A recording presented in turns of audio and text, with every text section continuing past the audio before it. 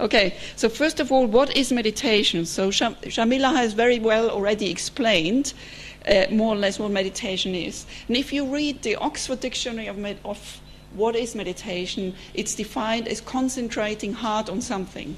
Now, this is not meditation. In the Eastern concept of meditation is actually to reduce your thinking, and ultimately to achieve the state of cessation of thoughts. That's how Patanjali defined it. It was the first to talk about yoga, and that's what meditation really is. It's about stopping your thinking process. Now, in the West, in neurobiology, we know there are 3 states of consciousness: sleep, dream, and wakefulness. Yeah? And in the West, we think that thinking is the highest state of consciousness. But in the East, it's very well known that there is another state of consciousness which is higher than the thinking state, which is the state of thoughtless awareness, called Turiya Avastha, which means the 4th state of consciousness. So this state is a state where you enter the gap between the thoughts and you enter the present. You actually stop thinking. And this state has been associated with a lot of health benefits, and at subjective level, you achieve an overwhelming calmness. That's the first thing you notice when you stop thinking, because you can relax the body, you can lie on the sofa, listen to music, but you can never stop the mental clutter. The only way to stop this mental clutter, the mental motor going, the only way to stop this is by achieving a state of mental silence. So you achieve overwhelming calmness, which is better than relaxation, because in relaxation you can relax the body, but in meditation you relax the mind as well, the brain. Yeah? So mental silence is associated obviously with the reduction of thoughts, and therefore you have less mental clutter. And it has been shown that all mental disorders have more mental clutter. So people with schizophrenia, with ADHD, with obsessive-compulsive disorder, they all have these intrusive thoughts. They have more mental clutter, and that's why they have also attention problems. It has been shown the better you're able to switch off your mental clutter, the better your attention, which in a way is obvious because your thoughts interfere with your attention. So you achieve this mental balance, and I will show you later evidence for this. When you don't think, then you become pure attention, pure consciousness without the content, without the thoughts, and you experience reality as it really is, without throwing into reality constantly your thoughts and your emotions. So you basically are pure attention, pure consciousness, without all this mental clutter going on your head. And that's why you have much better attention. And it has been shown that people who meditate regularly have better attention and better productivity. Not really last, but you also, while you achieve the state of mental silence, you feel joy, you feel bliss. So it's associated with positive emotions. And again, there's evidence that mental silence is associated with activation of positive limbic areas of the brain, which are important for positive emotions. And it's, of course, very good for people with depression or anxiety. And last but not least, you achieve emotional detachment. And this is very, very important. If you remember why Buddha went out to find enlightenment or meditation, he realized that in the world there's suffering. Yeah, we all have negative life events. But it's the way you cope with them which determines whether you're a mentally healthy person or not. And in fact, doing meditation, because you achieve a different state of consciousness, you achieve a higher state of consciousness. You no longer identify with your thoughts and your emotions. Normally, if you don't know how to meditate, when negative things happen to you, you become depressed. If positive things happen to you, you become happy. So your emotions and your thoughts are always depending on the external life events. And we all go through negative life events. Our parents die, people we love die, or we go through divorce, or you lose your job, whatever it is. We always have negative life events. But if you achieve a way to cope with them, and if you enter a different state of consciousness, you can then influence your negative thoughts or your negative emotions rather than being constantly identified with them. And that, I think, is the key to meditation. And I will show you some evidence. Meditation makes you more detached, and this is, of course, associated with better emotional control and better resilience. Now, what I will show you, these are basically the claims I'm going to try to prove. meditation, mental silence, reduces stress because it activates the parasympathetic nervous system, which is here, which Shamila talked about, which is important for rest and relax and restoration of bodily functions. Meditation is a different state of consciousness, so brain imaging studies have shown that something happens, you activate areas of attention and you activate areas of positive emotions. The limbic system, like Shamila mentioned, which lies here in the brain. And meditation leads to better physical and mental health. So if you're already healthy, you become more healthy when you meditate. And if you have illnesses, meditation has shown to improve your problems of mental illnesses or physical illnesses. So, first of all, what happens in the body? Now, we have already seen this chakra chart, and this left and right channel, they're not just, airy-fairy concepts. They actually correspond to the sympathetic nervous system, like Shamila already explained. One corresponds to the left sympathetic nervous system, one to the right sympathetic nervous system, and the central channel, which all religions also talk about, the central channel, the middle part in alchemy and so on. The central channel actually corresponds to the parasympathetic nervous system. And this parasympathetic nervous system connects to the limbic area of the brain, which is the area which is important for love and emotion and compassion. So, it's okay, I think.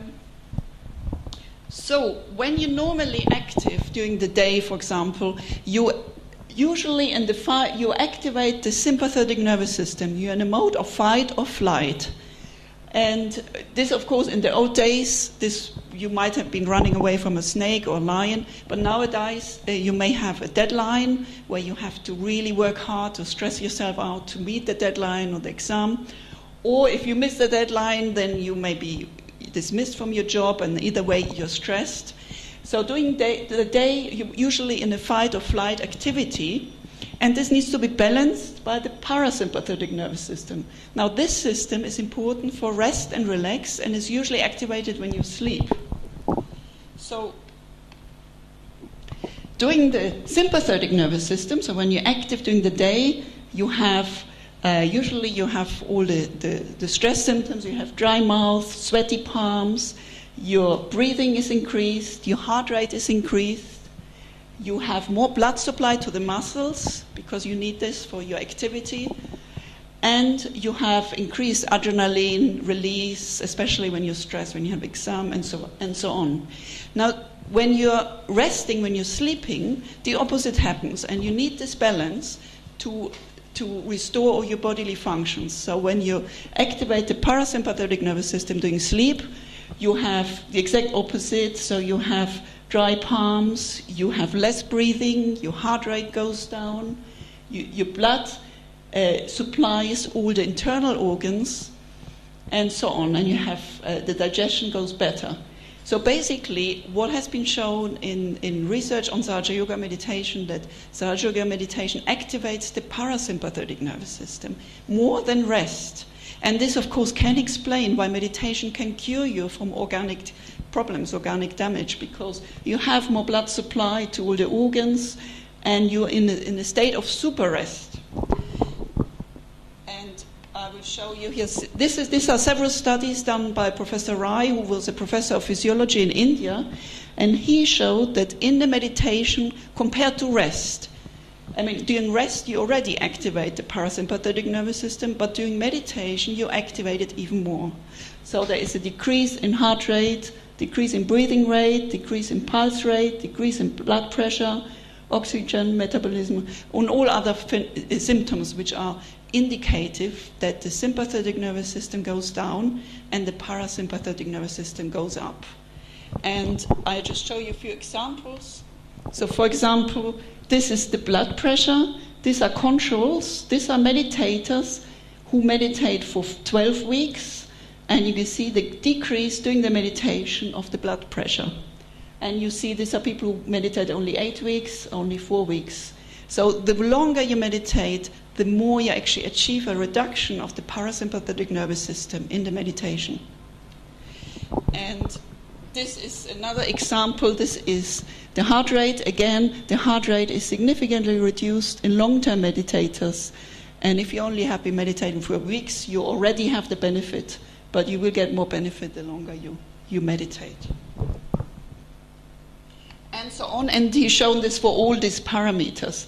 So there is clear evidence that meditation increases the parasympathetic activity, and that's important for resting and restoration of bodily functions. So all your body functions are actually increased doing meditation and benefited, and that can explain why meditation is good for physical problems.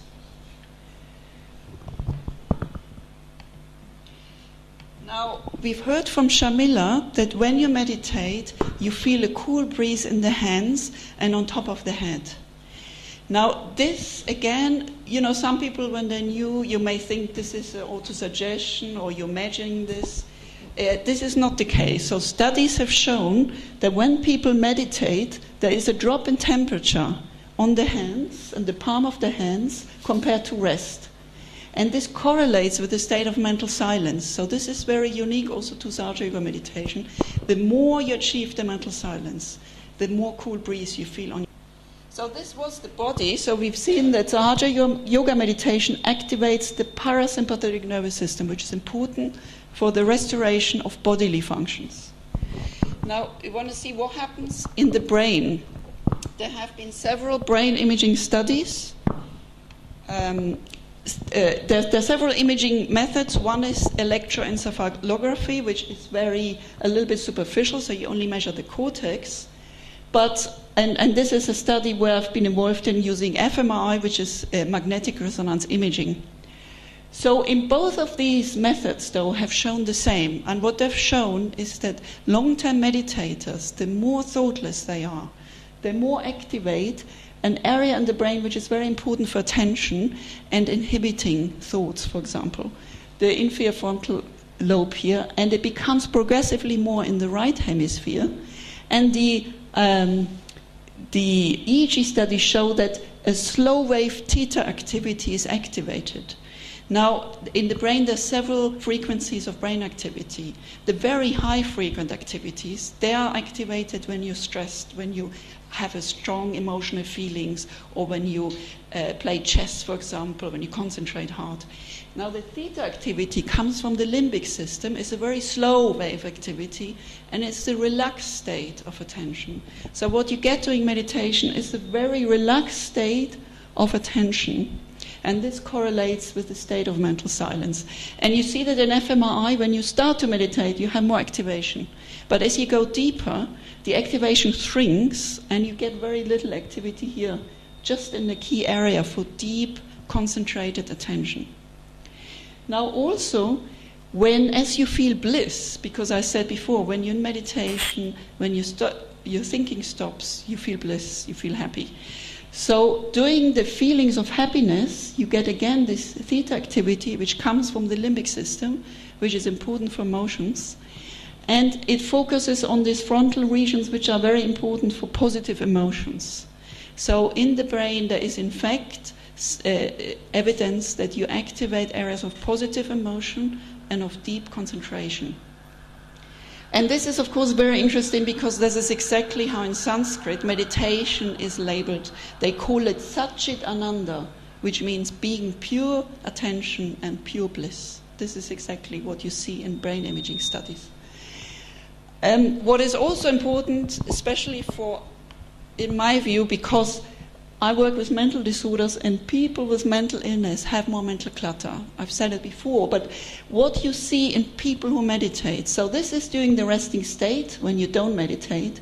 This is when you go into meditation. This is an index of mental clutter. So you get much less mental clutter in the brain when you meditate. And this is, of course, logical, because meditation is all about reducing the thinking.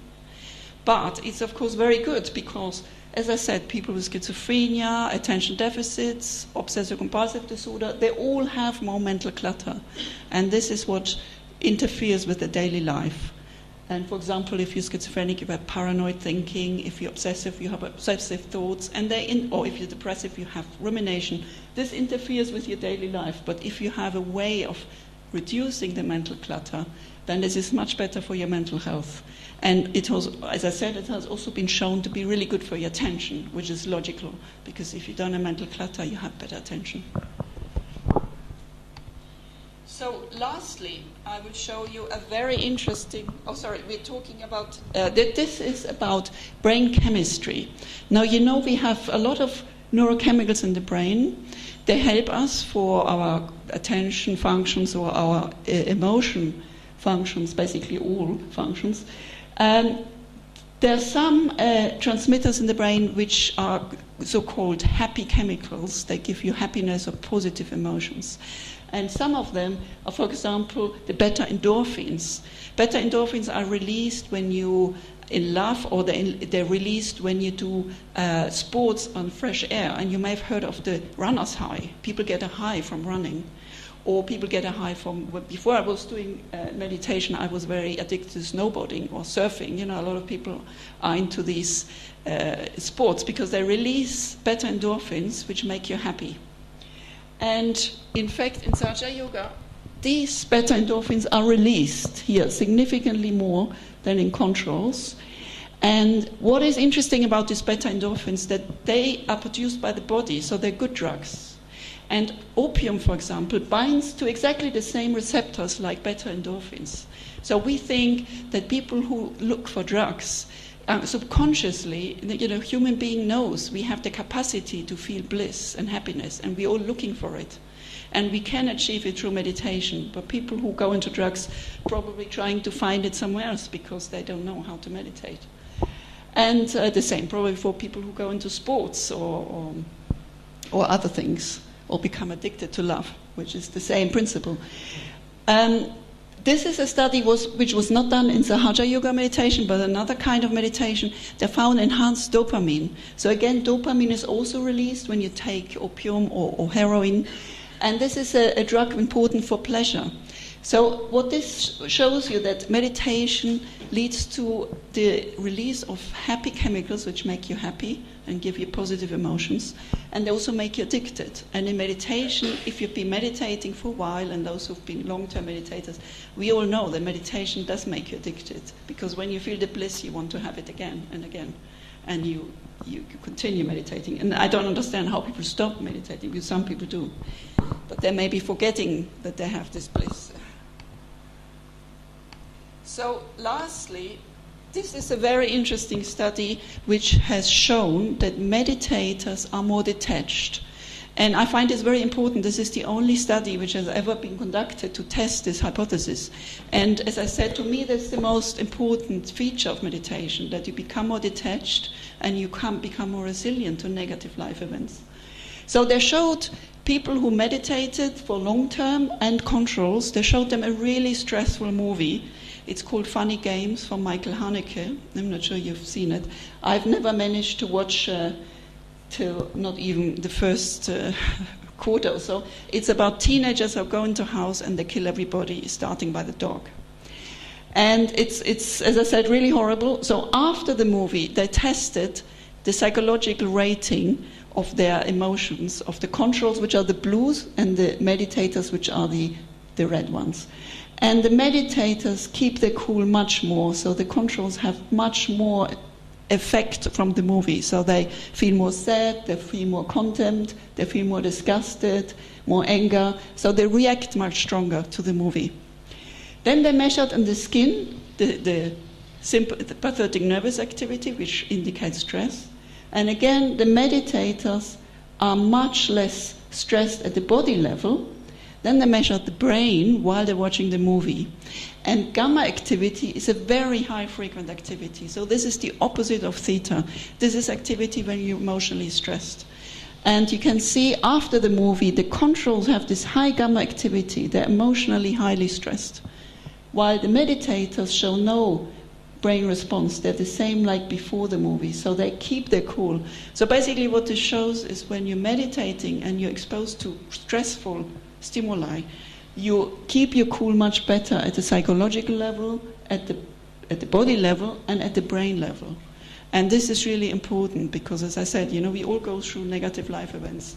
There is no way of avoiding it, but it's the how you cope with them and how resilient you are and how strong you're able to actually be detached and not get carried away by all those negative events which happen to you. That determines whether you will be healthy or whether you will develop depression or anxiety or whatever. And I think this is really important. And as I said, this is what Buddha was aiming at when he saw there's a lot of suffering in the world. He wanted to find a method where you cope with all the negative life events, and meditation is one of them. So what about effects on your health? This study I really like because I think it's great. They have tested 350 Sahaja Yoga meditators in Australia, and they had to score on sort of established medical questionnaires of their physical health, their mental health, general health.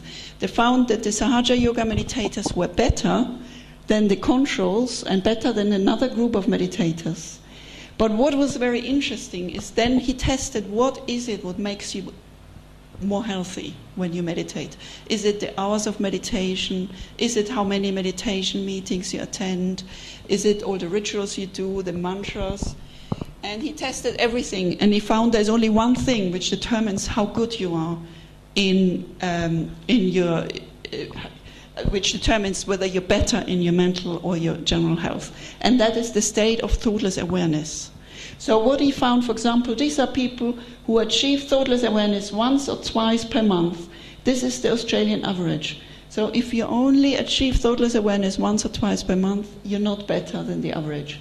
But if you become thoughtless once or twice per week or once or twice per day, and you can see there's a gradual increase. So the more you achieve the thoughtless awareness, the better is your mental health.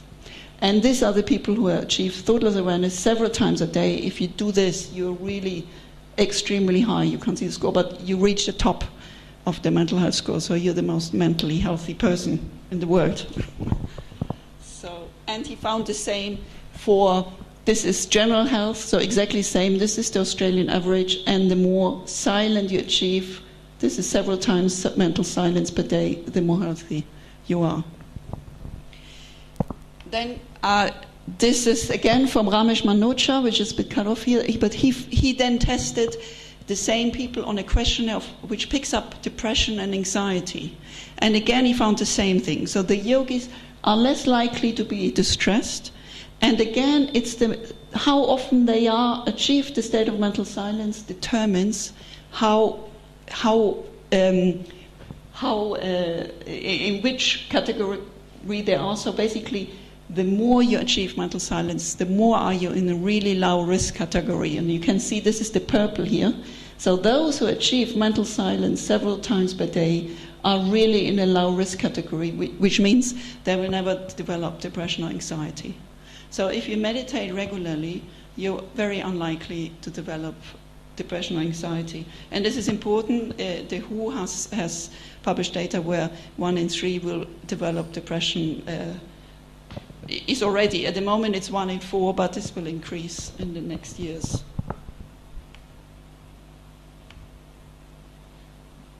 So the conclusion is Sahaja Yoga has a significant beneficial effect on your health, and the benefits are associated with the state of mental silence.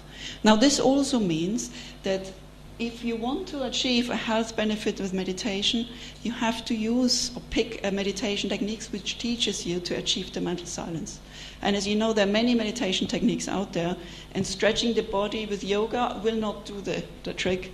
You really have to achieve the state of mental silence, because that is what works, and not anything else. So you have to, and in my knowledge, Sahaja Yoga is one of the best in my view, but there are very few other meditation techniques which actually teach you to stop your thinking.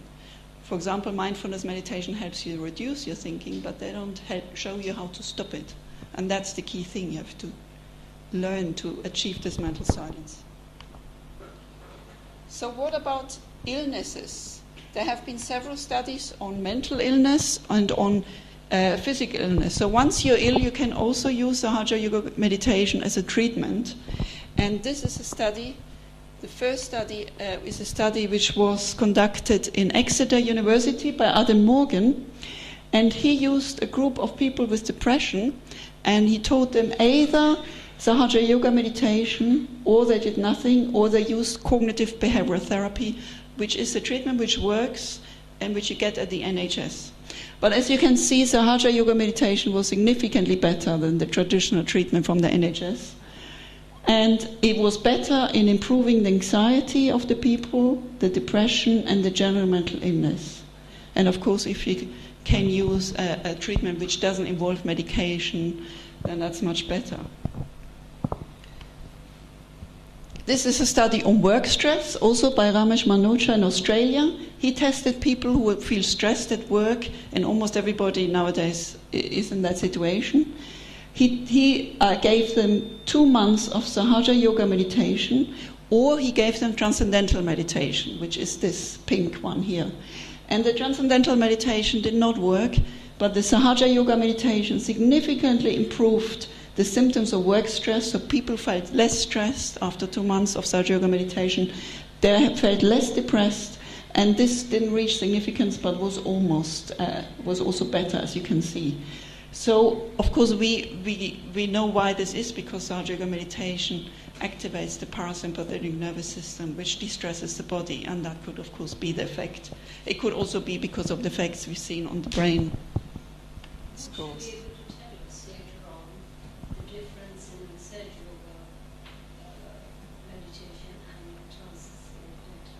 Yeah, I can talk a bit about it. So this is a study by Wolfgang Hackel in Austria. He tested meditators and he checked after a year whether they would stop their drug consumption. And of course this was anonymous.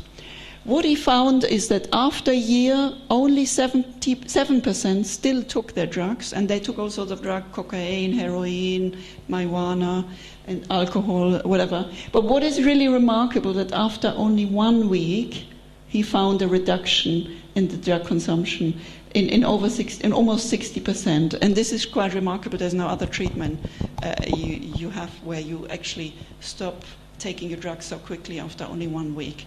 And I think this is because what they've shown you, that Sahaja Yoga Meditation activates those beta endorphins, dopamine. You have all these happy chemicals released, which you also activate with the drugs. But if you can achieve it with meditation, then you don't need the drugs. And of course the drugs have side effects. And if you take drugs for a long time, you have a rebound effect. You develop anhedonia and you don't find any pleasure anymore. So this is of course much better because this doesn't have any side effects. And cheaper. And it's cheaper, much cheaper. Well, that's also true. This is a study I was involved in where we tested effects on attention deficit, hyperactivity disorder. These are children who are restless, hyperactive, and inattentive. So we thought, of course, meditation would calm them down, but also we thought because meditation enhances attention areas of the brain, it would improve their attention. And we found a significant reduction of all the symptoms, so they become less inattentive, less restless. And this happened despite the fact that most of them even stopped their medication, so they still improved. What is interesting that the effect is very similar to that which you see with stimulant medication, and nowadays ADHD children are treated with stimulants like amphetamine kind of drugs. And they have, of course, side effects. They work very well, but they have side effects. So if you can achieve the same with meditation, then that's, of course, better because you don't get the side effects. So what about physical illnesses? Yoga meditation, there's a significant reduction of the epileptic attacks, and even more after 6 months. And the control condition didn't do anything. So this shows that Sahaja Yoga meditation is good for physical illness like epilepsy. It's not clear why, maybe because it activates the parasympathetic nervous system, or maybe because of the brain changes.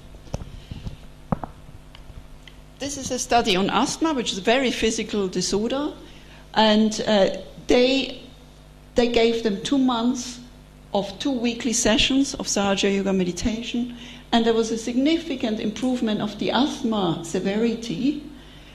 And what is interesting about this study is that after the 2 months, they followed them up after another month. So then after the 2 months, people actually stopped meditating. And what happened after the month, they went back and the asthma severity came back.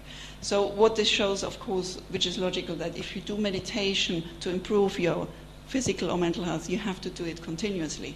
You can't just do it for a month and then as soon as you're better, you stop. And then your bad health will come back. But this is the same with medication, of course. And you have to do it on a regular basis. And of course, a lot of people don't have the discipline to continue. This is a study on menopause. Again, very interesting. He found a reduction on the hot flushes, which was very similar to the hormone replacement therapy. And hormone replacement therapy is associated with cancer risk. So it's, of course, better to use this rather than a drug which predisposes you to cancer. So Sahaja Yoga Meditation has shown beneficial effect on mental and physical health, and there have never been any side effects. So all the studies so far have been positive. So to conclude, so we've learned that Sahaja Yoga Meditation enhances the parasympathetic nervous system. That is crucial for the restoration of the body functions. What we will do is activate this limbic system, which is where my last slide is.